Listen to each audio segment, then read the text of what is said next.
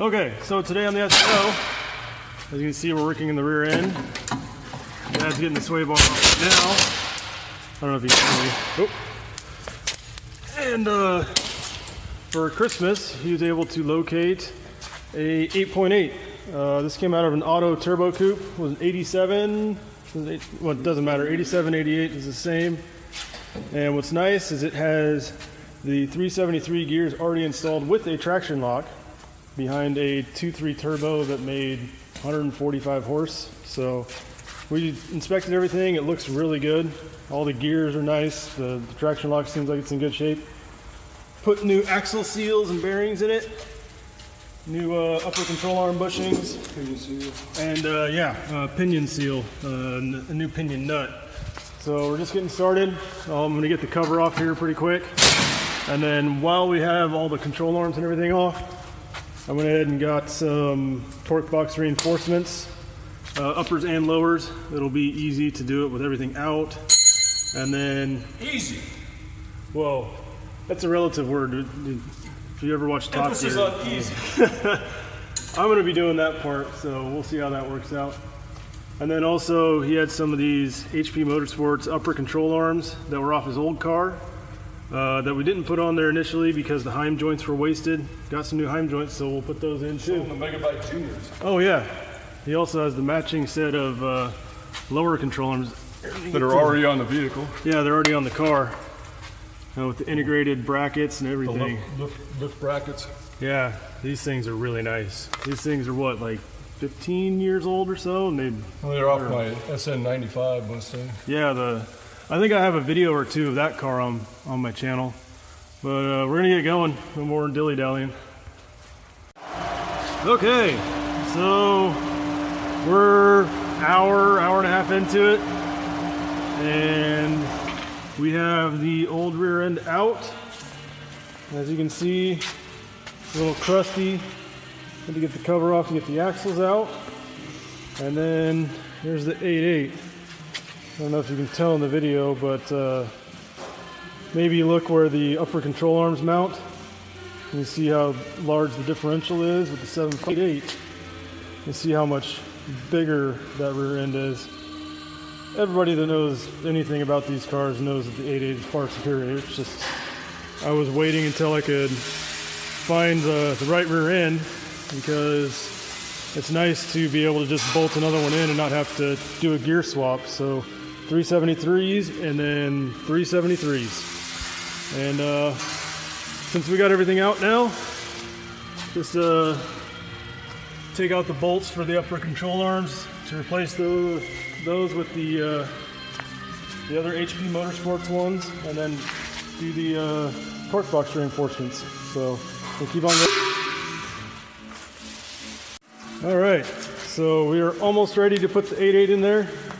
Everything was swapped over, brakes. We had to cut off the caliper bracket, or my dad cut off the caliper bracket for the Turbocoupe because the bracket is all one piece for the SVO. And then we cut these down for the quad shocks.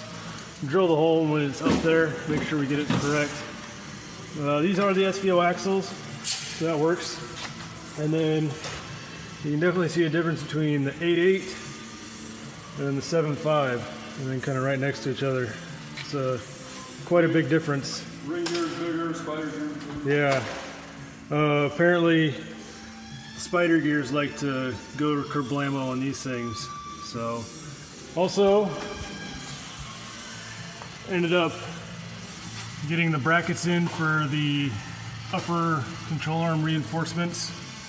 I am going to go ahead and just put the lowers on, just the inner bracket, and then I'll drill it later.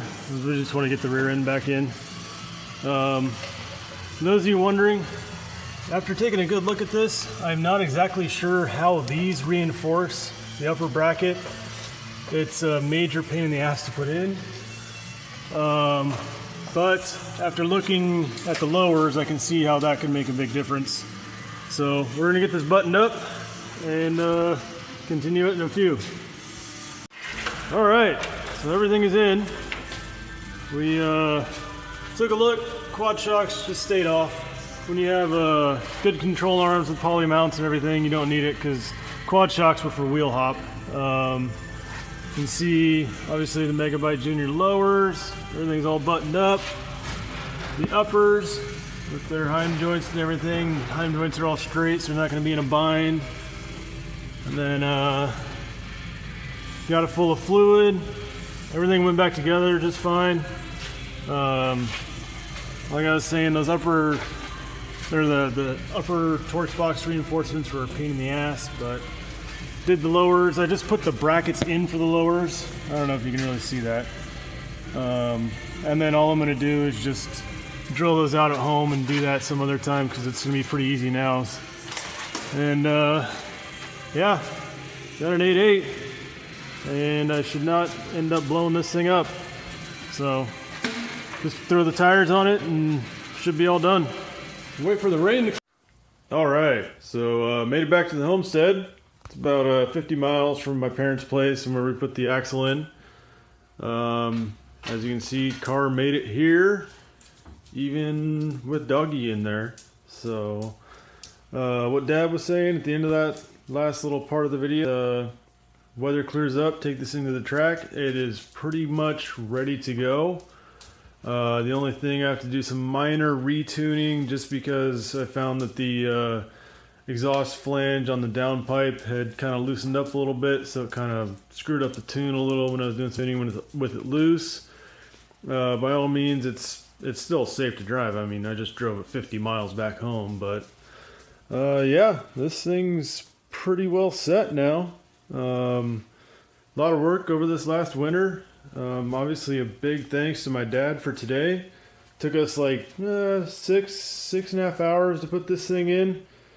And oh, one last thing, I'll show the upper control arm mounts, or the upper torque box reinforcements, the brackets here on the inside. So that's pretty much it. Like I said, those things really sucked putting them in, but well, they're there. And I also kind of ground off some of the paint just to kind of weld a couple of the spots. But do the lowers, I don't know, sometime soon. See, water kind of got up there, not surprising. But yeah, this thing's all square, and that rear end feels way better. Lot less slop in the gears, and I think also there's a big difference having the upper control arms in with better joints. So can't wait to see what it does at the track. And did you want to say anything, Doggy? Clover? Do you want to say anything?